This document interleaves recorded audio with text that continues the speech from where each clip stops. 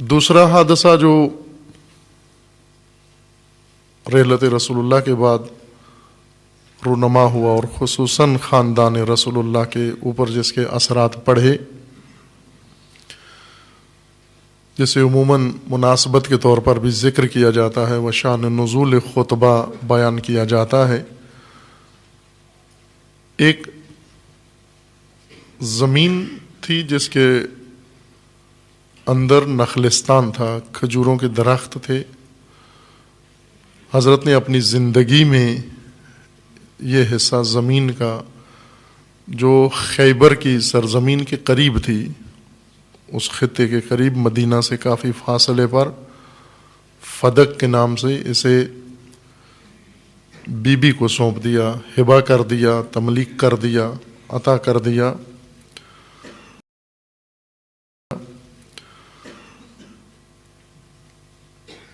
رحلت رسول اللہ کے بعد جو حکومت قائم ہوئی، پہلے حکومتی احکامات میں سے ایک حکم یہ صادر ہوا، بھائی کہ ترجیحات اس حکومت کے لیے بہت زیادہ تھیں۔ سب سے پہلی ترجیح وہ ادھورے کام جو رسول اللہ نے آغاز کیے تھے لیکن وفات کی وجہ سے مہلت نہیں ہوئی، ان کو اتمام تک پہنچائیں، جن میں لشکر اسامہ تھا۔ رسول اللہ نے خود اپنے حکم و فرمان سے لشکر تشکیل دیا اور سب کو اس میں شرکت کا حکم دیا، اور مدینہ سے باہر لشکرگاہ بنانے کا حکم دیا، تمام صحابہ کو اس کے اندر شمولیت کا فرمان صادر کیا۔ لیکن ایسے ہوا نہیں، وہ لشکر حضرت کی زندگی میں روانہ نہیں ہو سکا، اور حضرت نے حکم دیا تھا کہ اسے فی الفور روانہ کیا جائے۔ لیکن بیماری کی وجہ سے، رسول اللہ کی بیماری کی وجہ سے بعض مائل نہیں ہوئے اس لشکر میں شرکت کے لیے اور اس معرکے میں اور غزوہ میں شریک ہونے کے لیے، اور وہ لشکر اسی طرح ادھورا منتظر رہا۔ حضرت کی رحلت ہوئی، نئی حکومت، حزبی حکومت برسر اقتدار آئی۔ ترجیحات میں سے فرمان رسول اللہ کو تکمیل کرنا تھا کہ پہلا فرمان حکومتی آرڈیننس یہ جاری ہونا چاہیے تھا، یہ نوٹیفیکیشن جاری ہونا چاہیے تھا کہ فی الفور لشکر کی تکمیل کی جائے اور اسے روانہ کیا جائے۔ اور اس طرح کے چند اور امور جو تاریخی طور پر واضح ہیں کہ ان کو ترجیح حاصل تھی، ان احکامات کے صدور کے بجائے حکم صادر یہ ہوا کہ وہ باغ فدق یہ جناب سیدہ سے واپس لیا جائے، حکومتی ملکیت میں آ جائے۔ یہ فرمان صادر ہوا۔ اس فرمان کے بھی اپنے سیاسی پہلو ہیں، چونکہ حکومت نے یہ فرمان دیا اور حکومت سیاسی مجموعے کا نام ہوتا ہے۔ حکومت کی تائید بھی سیاست ہوتی ہے، حکومت کی مخالفت بھی سیاست ہوتی ہے، حکومت کے مقابلے میں چپ رہنا بھی سیاست ہوتی ہے، حکومت کی ہاں میں ہاں ملانا بھی سیاست کہلاتا ہے۔ یہ سب سیاست کے زمرے میں ہے۔ اس حکم کا سیاسی پہلو تھے، اور وہ یہ کہ واضح بات ہے کہ وہ خاندان جو مدعی بھی ہے اور لوگوں کے ذہنوں کے اندر خصوصاً خطبہ رسول اللہ کے بعد، خطبہ غدیر رسول اللہ کے بعد سب اذہان آمادہ ہیں امیر المومنین کے اعلان حکومت کے لیے۔ اور رسول اللہ نے اپنی زندگی میں جتنا اہتمام کیا اہل بیت کی شان کے لیے، امیر المومنین کی ذات کی فضیلت بیان کرنے کے لیے، جناب سیدہ کا مقام امت کے سامنے جس اہتمام کے ساتھ بیان فرمایا، اس کے مطابق سارے اذہان متوقع تھے کہ وہ متوجہ تھے کہ یہ اعلان ہوگا، لیکن ایسے ہوا نہیں۔ دو احزاب اکٹھی ہوئیں اور انہوں نے مل کر فیصلہ توقع کے برخلاف کر لیا. سقیفہ بنی ساعدہ میں بیٹھ کر، اور اکثریت اس پر خاموش رہی. ایک جمعیت نے اس سے اتفاق رائے کیا اور کچھ نے مخالفت کی، لیکن خاموشی کے ساتھ. سیاسی پہلو اس اقدام کا یہ تھا کہ جو لوگ مدعی ہیں، حکومتیں عموماً ایسے فیصلے کرتی ہیں جس سے رقیب، جس کو رقیب مانا جا رہا ہو یا سمجھا جا رہا ہو، جو رقابت کے میدان میں ہو، حاکم عموماً رقبا کو نیچا دکھانے کے لیے ایسے حکومتی احکامات صادر کرتے ہیں جس سے اجتماعی طور پر ان کا مقام لوگوں کی نگاہوں میں گر جائے. وہ اعتماد جو پہلے تھا، جو بھروسہ پہلے تھا، جو وقار و عزت انہیں نصیب ہے، ان حکومتی فیصلوں سے وہ مقام گر جائے. آپ آج کی دنیا کی سیاست میں بھی یہ دیکھتے ہیں کہ حکومتیں اپنے رقیبوں یا حکام اپنے رقیبوں کے بارے میں ہر وہ اقدام کرتے ہیں. اگر ان کا کوئی کاروبار ہو، اس کاروبار کو متاثر کرنے کے لیے حتیٰ قوانین تک بدل دیتے ہیں جس سے سیاسی رقیب کا کاروبار ٹھپ ہو جائے. مثلا برسر اقتدار صنعتی گروپ ہے اور رقیب زرعی ہے، زرعی املاک کا مالک ہے، زراعت اس کا پیشہ ہے. حکومت آ کر فوراً صنعتوں کے بارے میں قانون بدل کے صنعتوں کے حق میں کر دیتی ہے، اور زراعت کے مقابلے میں زراعت کے بارے میں قوانین بدل کر زراعت کو نقصان پہنچا دیتی ہے، تاکہ رقیب ان کا مالی طور پر بھی مفلوج ہو جائے، اس کی درآمد کا ذریعہ ختم ہو جائے، اور اجتماعی حیثیت بھی اس کی لوگوں کے نگاہوں میں وہ نہ رہے جو پہلے تھی. اس سے عوامی ذہنیت بدل جاتی ہے حکومتی آراء یا حکومتی فیصلوں سے. رسول اللہ کا عطا کردہ یہ باغ دختر رسول اللہ سے لے لینا، اس بیٹی سے لے لینا جس بیٹی کا مقام رسول اللہ نے عمر بھر امت کے سامنے بہت اہتمام کے ساتھ بڑھا کے پیش کیا تاکہ امت آگاہ ہو حضرت سیدہ کے مقام سے. پہلا حکومتی حکم یہ صادر ہوا، اسی مخدرہ کا حق جو رسول اللہ نے دیا تھا وہ کل عدم قرار دیا. نہ کہ حکومت کو اس باغ کی ضرورت تھی، اس کی درآمد اتنی تھی کہ حکومت اس سے بہت مالی فائدہ اٹھانا چاہتی تھی. سب سے اہم پہلو اس کے اندر اجتماعی طور پر مقام اہل بیت کو لوگوں کی نگاہوں میں اس حیثیت سے نیچے لانا تھا جو حیثیت رسول اللہ نے بیان کی تھی. چونکہ رسول اللہ نے بہت باعظمت مقام اہل بیت کا ذکر فرمایا، بے نظیر و بے مثل مقام ذکر فرمایا. خصوصاً امیر المومنین علیہ الصلاۃ والسلام جناب سیدہ سلام اللہ تعالی علیہا، ان دو ہستیوں کا احترام و مقام جو چاہیے تھا تعارف کے طور پر، معرفت کے طور پر، معرفی کے طور پر بیان فرمایا. اور یہ اقدام ایسا تھا کسی کی جائیداد کو قرق کر لیا جائے، کسی کی جائیداد کو ضبط کر لیا جائے. جائیداد ضبط ہوتے ہی اذہان میں سوچ بدل جاتی ہے. عوام عموماً بھیڑ چال ہوتے ہیں، عوام کہتے ہی ان کو ہیں جو سوچتے نہیں ہیں، صرف دیکھتے ہیں، اور جن سے متاثر ہیں ان کے اقدامات کے مطابق اپنی راہیں انتخاب کرتے ہیں، سوچتے نہیں ہیں. دیکھتے ہیں کیا ہو رہا ہے اسی کے مطابق چل پڑتے ہیں۔ عوام کی نگاہوں میں جائیداد کی ضبط ہو جانا، اس کے بہت سارے پہلو ہیں۔ اس کو کھولیں اگر موضوع کو، تو اندر سے بہت سارے پہلو نکلتے ہیں سیاسی جائیداد کی ضبطی سے۔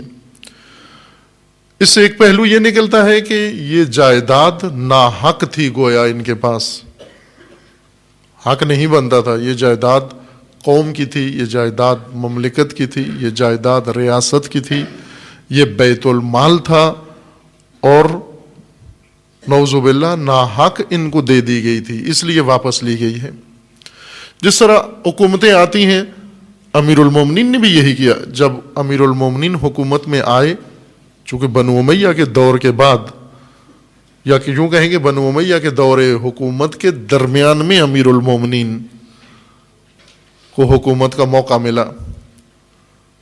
بنو امیہ کی حکومت کا آغاز ہو چکا تھا خلیفہ سوم کی حکومت سے، پھر بیچ میں خلیفہ سوم کے قتل کے بعد امیر المومنین کا مختصر دور حکومت آیا، اور اس کے بعد دوبارہ پھر بنو امیہ کی حکومت قائم ہو گئی۔ اس بیچ میں ایک وقفہ ہوا سیاسی، دور حکومت امیر المومنین لگ بھگ 4 سال کے لگ بھگ تھا۔ امیر المومنین نے حکومت میں آتے ہی اعلان کیا کہ میں بیت المال کو واپس لوٹاؤں گا، جہاں بھی ہوا۔ اگر یہ دلہنوں کا جہیز بن چکا ہے، میں تب بھی اسے واپس لوٹاؤں گا۔ اگر یہ لوگوں کے گھروں کا حصہ بن چکا ہے، میں پھر بھی اسے واپس لوٹاؤں گا، چونکہ میں زعیم ہوں، امین ہوں، خلیفہ ہوں، اور امین بیت المال ہوں۔ جہاں بھی یہ بیت المال ہے، میں اسے واپس لوٹاؤں گا۔ اور ایسے کیا بھی امیر المومنین نے۔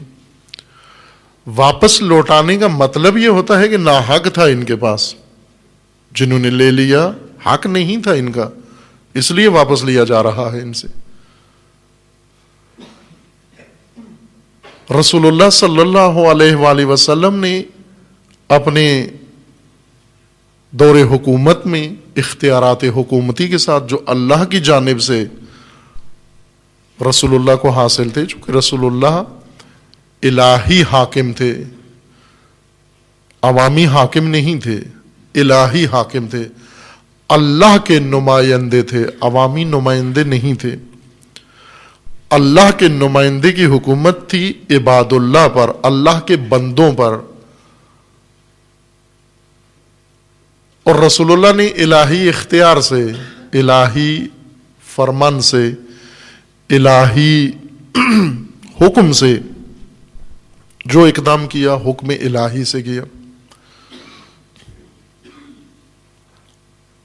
بہت سارے محققین نے، علماء نے اس موضوع پر کتب تالیف کی ہیں کہ یہ رقبہ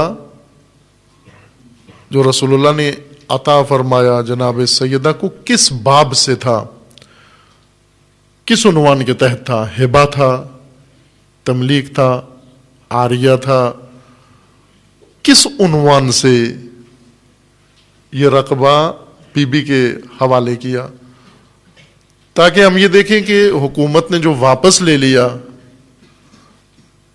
اس کا جواز بنتا ہے یا نہیں بنتا۔ لیکن یہ بات مسلم ہے کہ رسول اللہ نے عطا فرمایا، یہ حق جناب سیدہ کو رسول اللہ نے عطا فرمایا۔ اب یہی کافی ہے، صاحب شریعت نے حکم خدا سے یہ حق بی بی کو دے دیا، جناب سیدہ کو عطا فرمایا، اور حکومت نے آ کر وہ واپس لے لیا۔ یہاں بہت ساری چیزیں زیر سوال آ جاتی ہیں، اور یہی سوالات اٹھانے کے لیے سیاسی اقدامات ہوتے ہیں۔ یہ سوالات لبوں پہ نہیں آتے، ذہنوں میں ہوتے ہیں۔ جو سوال لب پہ آ جائیں وہ اتنے اہم سوال نہیں ہوتے، جو سوال ذہنوں میں گھومتے رہیں اور گونجتے رہیں وہ سوال بہت اہم ہوتے ہیں۔ اصل لوگوں کی رائے وہ سوالات بناتے ہیں جو دلوں میں اٹھائے جاتے ہیں، جو ذہنوں میں پیدا کیے جاتے ہیں، لیکن کوئی وہ سوال لب پہ نہیں لاتا. ہر ایک اپنے دل کے اندر سوچتا ہے کہ اگر یہ اقدام درست ہے تو پھر پہلا اقدام وہ درست نہیں ہو سکتا. اگر پہلا اقدام درست تھا تو پھر یہ اقدام درست نہیں ہے. اگر یہ جائیداد لے لینا درست ہے تو اس کا مطلب ہے دینا نعوذ باللہ درست نہیں تھا. اگر دینا درست تھا تو پھر لینا واپس درست نہیں ہے. یہ سوال کسی کے لب پہ نہیں آیا اور آتا بھی نہیں ہے. ان سوالوں کی نوعیت ایسے ہوتی ہے، بعض اقدامات سے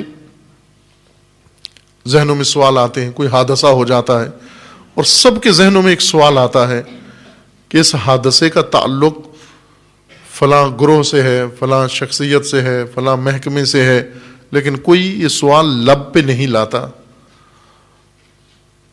آج کے اس ماڈرن دور میں، میڈیا کے دور میں، مہارت، جرنلزم کی مہارت یہ ہے کہ ذہنوں میں ایسے ہی سوالات، مطلوبہ سوالات اٹھائے جائیں. باقاعدہ سوال بنا کر نہیں پیش کیے جاتے. جیسے عموماً علمی سوال ہوتے ہیں، علمی سوالات سوال بنا کر پوچھے جاتے ہیں، لیکن سیاسی اجتماعی سوالات اٹھنے کا ماحول بنایا جاتا ہے. بس سوال خود اٹھ جاتا ہے، لب پہ نہیں آتا، اور یہ سوال ہی سوال اٹھانے والوں کی نیت کو پورا کر دیتا ہے کہ وہ یہ سوچیں کیوں ہوا، کیسے ہوا، کس نے کیا. اہل بیت کا جو مقام رسول اللہ نے بیان فرمایا تھا اور قرآن کریم میں جس کے لیے آیات موجود ہیں، وہ مقام ہر ایک کے لیے خطر تھا. یہ نہیں ہو سکتا کہ مقبول کوئی اور ہو، محترم کوئی اور ہو، اختیار کسی اور کے پاس ہو. خصوصاً زیرک سیاستدان، چالاک سیاستدان، انہیں معلوم ہوتا ہے کہ جب تک رقیب لوگوں کی نگاہوں سے گر نہ جائے، خطرہ ٹلتا نہیں ہے، منڈلاتا رہتا ہے. پس اس فیصلے کے پیچھے ایک سیاسی تدبیر کار فرما تھی. معاملہ فقط جائیداد کا نہیں تھا، دونوں طرف سے، نہ حکومت کی جانب سے اور نہ جناب سیدہ کی جانب سے. اگرچہ سامنے موضوع جائیداد ہی تھا، لیکن نہ حکومت اس کے جائیداد ہونے میں دلچسپی تھی اور نہ جناب سیدہ کو بے حیثیت جائیداد وہ رقبہ مطلوب تھا یا حساسیت جناب سیدہ کی فقط اس کے جائیداد ہونے کے متعلق تھی. چونکہ بہت واضح تھا کہ اصل ماجرا اور ہے، اس لیے جناب سیدہ نے اس فرصت کو غنیمت جانا. جیسے ایک ضابطہ ہے، قانون ہے جو بعض بزرگان دین نے زیادہ بیان کیا ہے، جیسے امام راحل امام خمینی رضوان اللہ تعالی علیہ و رہبر معظم اس نقطے کو بارہا بیان فرما چکے ہیں کہ جب دشمن کی جانب سے، مخالفین کی جانب سے آپ کے لیے مصیبتیں گھڑی جاتی ہیں، ان مصیبتوں کو فرصتوں میں بدل دو. فرصت عربی اصطلاح کے مطابق، نہ اردو میں فرصت فارغ وقت کو کہتے ہیں جس میں کوئی کام نہ ہو. پوچھتے بھی ہیں فرصت ہے، کہتے نہیں ہیں، مصروف ہوں بہت.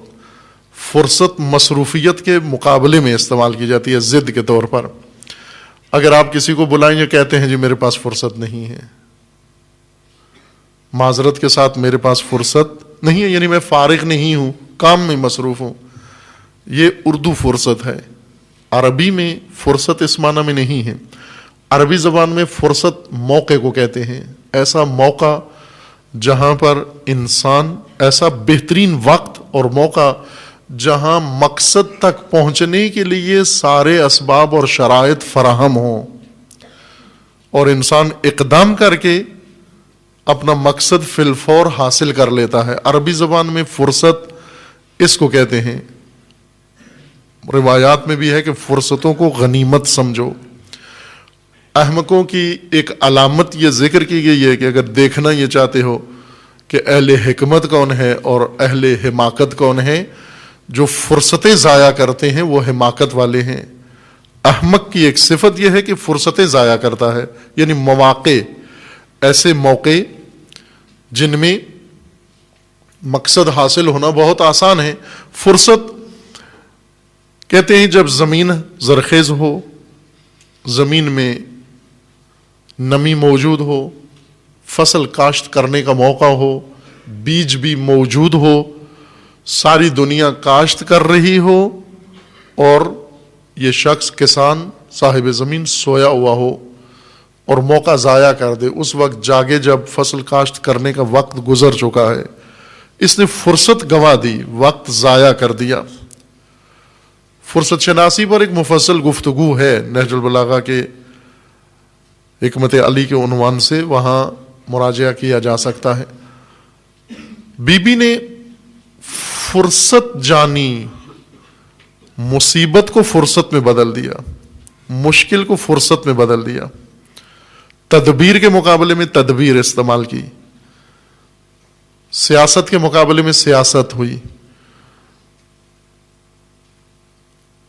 ایک فرمان جاری ہوا امیر المومنین کے فرمان کے مطابق. امیر المومنین فرماتے ہیں کہ آسمان کے سائے تلے ہمارے پاس اس زمین کے اوپر درآمد کا یہی ایک ذریعہ تھا.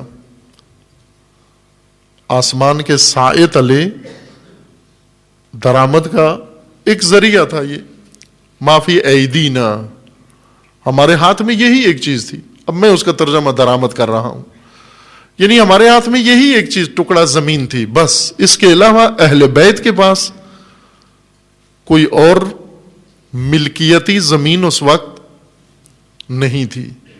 گھر تھا اور یہ فدق, لیکن باقی لوگوں کے پاس بہت کچھ تھا. مدینہ میں بہت کچھ تھا, مکہ میں بہت کچھ تھا, اور مفتوحہ علاقوں میں بہت کچھ تھا.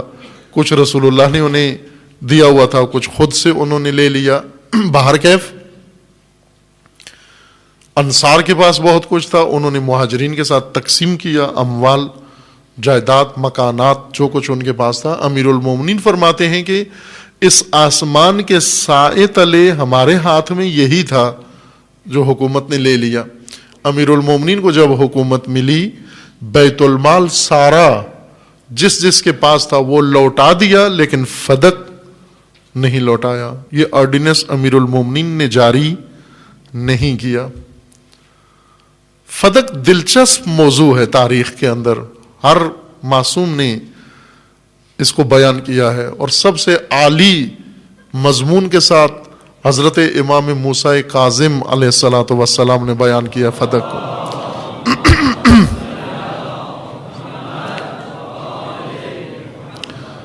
امام ہفتم فرماتے ہیں کہ جب ہارون الرشید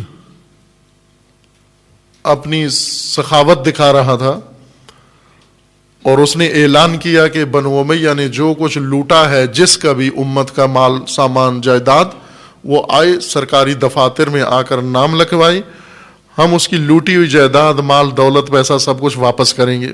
سب لوگ آئے, جیسے عموماً حکومتیں اعلان کرتی ہیں سیلاب میں جس کا نقصان ہوا آ جائے. اب سیلاب جنگ میں آتا ہے اور نقصان والے لاہور سے وہاں جاتے ہیں اپنا نام لکھوانے کے لیے کہ ہمارا بھی بہت کچھ لوٹ گیا ہے, ڈوب گیا ہے. وہ ویسے ہوتا ہے، جب صلہ عام ہوتا ہے تو اس میں شاید سیلاب زدگان کو فرصت نہیں ہوتی، کے پاس تو گاڑی نہیں ہوتی کہ وہ پہنچے سرکاری دفتر میں، بیچارے پانی میں پھنسے ہوتے ہیں، لیکن لاہور شیخو پورہ والے آسانی سے پہنچ جاتے ہیں، وہاں جا کر نام لکھوا لیتے ہیں، جی ہمارا بہت کچھ جنگ میں ڈوب گیا۔ کہاں ڈوب گیا؟ کہتے ہیں یہ جہاں پانی کھڑا ہوا یہ سب ہمارا تھا۔ ہوا ہے ایسے، بعض سیلاب زدگان کی مدد کے لیے لوگ گئے تو وہ روڈ پر ہی بستی آباد تھی، جو ٹرک پہنچا انہوں نے وہیں پہ پکڑ کے ان لوڈ کروا لیا، تو وہ پتہ چلا کہ وہ یہاں سے گئے ہوئے تھے لوگ۔ سیلاب زدگان تو روڈ کے کنارے نہیں ہوتے، وہ تو کھیتوں میں، گاؤں میں، دیہی آبادی میں ہوتے ہیں۔ سڑکوں کے کنارے تو سیلاب زدگان نہیں ہوتے، وہ اپنے اپنے علاقوں میں ہوتے ہیں، وہاں سامان پہنچنا بہت مشکل ہے، لیکن انہیں پتہ ہوتا ہے کہ ٹرکوں کے راستے کہاں سے جاتے ہیں۔ وہاں جا کر باہر کے ہارون نے یہ اعلان کیا کہ جس کا جو بنو امیہ نے لوٹا ہے وہ آئے، تاکہ یہ بتائے کہ بنو امیہ نے لوٹا ہے اور بنو عباس واپس کر رہے ہیں۔ سب کو لکھ رہا تھا، دے رہا تھا۔ اس اعلان کے بعد امام علیہ السلام نے مشاہدہ فرمایا اور کہا ہارون کو کہ سب کو لوٹا ہوا حق دے رہے ہو، ہمارا حق نہیں دیتے۔ تو ہارون نے کہا کہ آپ کی مراد فدق ہے؟ امام نے فرمایا ہاں میری مراد فدق ہے۔ تو ہارون نے کہا کہ آپ اس کی حدود بتائیے، میں ابھی فرمان جاری کرتا ہوں کہ آپ کو واپس کر دیا جائے۔ امام ہفتم نے حدود بتائیں فدق کی، اور وہ حدود تمام مملکت تھی جس پر ہارون کی حکومت تھی۔ فرمایا کہ یہ ہماری فدق ہے، یہ ہمیں لوٹا دو۔ ہارون سمجھ گیا، کہنے لگا اگر یہ آپ کو لوٹا دوں تو میرے لیے کچھ نہیں بچتا۔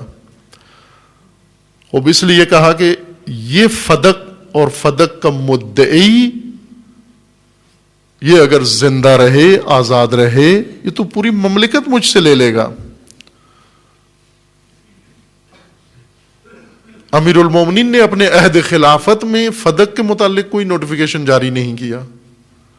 لے سکتے تھے کہ یہ تو ہمارا ہے، لیا گیا تھا، سابقہ حکومت نے لے لیا، اب یہ ہماری جائیداد تھی، یہ واپس ہمیں ملنی چاہیے۔ اور بعض عہد میں دی بھی گئی، کچھ عہد میں اہل بیت کے نام آج بھی بعض سادات مدعی ہیں کہ ہمیں واپس کیا جائے۔ سادات کو وہ تو ویسے پوری زمین کو اپنی جائیداد سمجھتے ہیں، جہاں بھی کوئی خالی جگہ مل جائے سادات اپنا عالم گاڑ لیتے ہیں وہاں پر۔ بعض حکومتوں نے ایک ٹیکٹیک کے طور پر یہ کام کیا، لوٹایا واپس، لیکن جناب سیدہ نے اس مسئلے کی عظمت کو دیکھا کہ کیا کرنا چاہ رہے ہیں، اہل بیت کے ساتھ کیا رویہ اختیار ہونا جا رہا ہے، تدبیر کیا سوچی جا رہی ہے، تدبیر کے مقابلے میں تدبیر۔ بی بی نے اقدام کیا اور اس اقدام کا ایک حصہ خطبہ ہے، اس اقدام کا ایک حصہ دعوت ہے، اس اقدام کا ایک حصہ گفتگو ہے مختلف لوگوں کے ساتھ، ایک ایک شخص کے ساتھ۔ اس اقدام کا ایک حصہ خواتین انصار کے ساتھ گفتگو ہے، اس اقدام کا ایک حصہ قبر نبی پہ جا کر عزاداری ہے، اسی اقدام کا ایک حصہ تھا۔ یہ سب تدبیر تھی سیدہ کی، اور اسی اقدام و تدبیر کا ایک حصہ وصیت ہے اپنے کفن و دفن کے بارے میں جناب سیدہ کی۔ یہ سب اس تدبیر کا حصہ ہے۔